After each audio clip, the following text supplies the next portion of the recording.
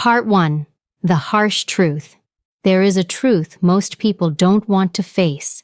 And the reason they don't want to face it is because it removes every excuse they've been using to survive their current life. That truth is simple. If you do not control your mind, your life will collapse. Not dramatically, not suddenly, not in one moment, but slowly, quietly, in decisions you keep justifying, in habits you keep repeating, in thoughts you keep believing. And one day you will look at your life and wonder, how did I end up here? The answer will not be outside of you. The answer will be inside your mind. Part 2. Your mind is not your friend. Most people believe their mind is there to help them. That is not completely true. Your mind is designed for survival, not success. It will always push you toward comfort. It will always choose what is familiar. It will always avoid pain, even if that pain is necessary for growth. So when you feel like quitting, when you feel like delaying, when you feel like escaping, that is not you being weak. That is your mind doing its job. The problem starts when you obey it blindly, because an uncontrolled mind does not guide you, it drags you. Part 3. How life slowly breaks you. Nobody collapses in one day. Collapse happens in patterns.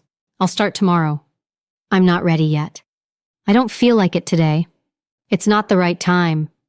These are not just sentences.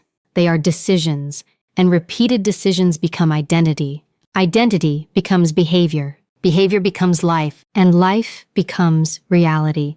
So when people say, I don't understand how my life became like this, the answer is always the same. You stopped controlling your mind. Part 4. Discipline is control, not motivation. Let's make something very clear. Motivation is unstable. It comes and goes. It depends on emotion, environment, energy. But discipline is different. Discipline is not emotional. Discipline is structural. It is the ability to act even when your mind refuses. It is the ability to continue even when everything inside you says stop. You don't build discipline in moments of inspiration. You build discipline in moments of resistance. Part 5. The internal war. Every human being is fighting a war, but it is not visible. It is internal. One side is discipline, the other side is comfort. One side says, get up, do the work, face it. The other side says, you're tired, skip it, delay it, avoid it. And every decision you make is a vote for your future, or a vote for your weakness, and the outcome of your life is simply the sum of these votes. Part 6.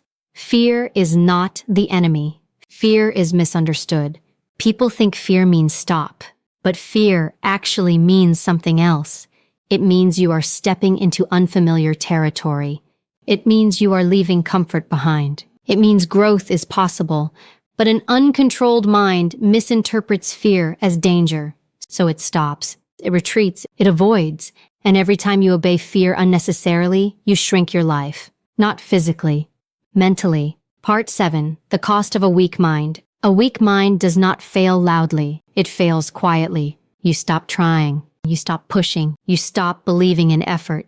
You start accepting less discipline, less focus, less ambition, until one day you no longer recognize your own potential. And the most dangerous part is this. You stop noticing the loss. Because comfort feels normal, even when it is destroying you. Part 8. Control is a daily practice. Control is not a one-time decision. It is a daily correction. Every morning you wake up, your mind resets, and it starts again. Stay in bed. Delay your goals. Choose easy over hard. And every morning you must respond, no. Not emotionally, not dramatically, but firmly. Because control is not loud. Control is consistent. Part 9. Your environment is training your mind. You are not only influenced by your thoughts, you are influenced by your environment. What you watch, what you listen to, who you talk to, what you repeat daily. Your mind is constantly being trained. The question is, who is training it? Because if you do not intentionally shape your environment will shape you unintentionally. Part 10. Responsibility is power. The moment you accept full responsibility for your life, you gain control.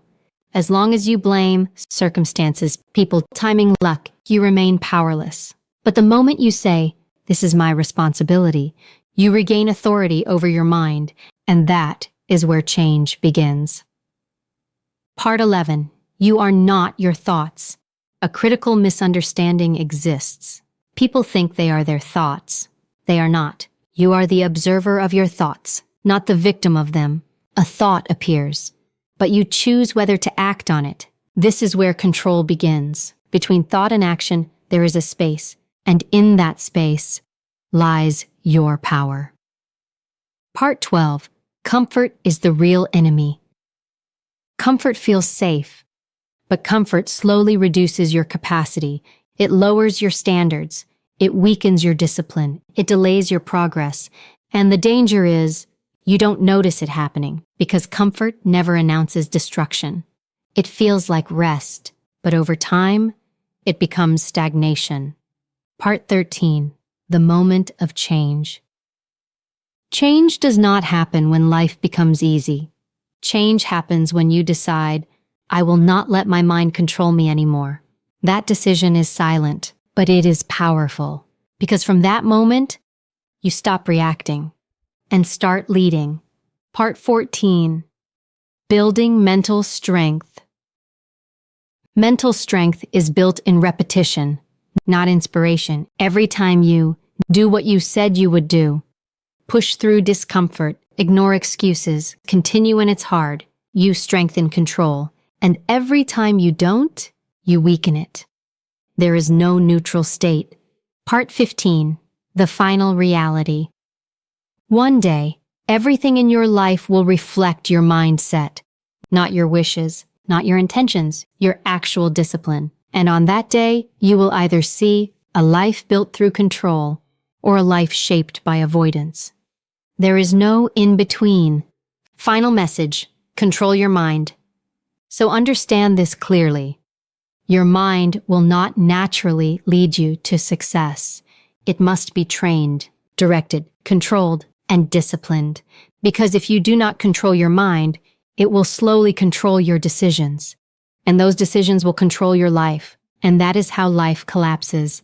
Not in one moment, but in many small moments you ignored. So today, decide one thing. Not motivation, not hope, not desire, but control. Control your thoughts. Control your reactions. Control your discipline. Because if you control your mind, you control everything that comes after it.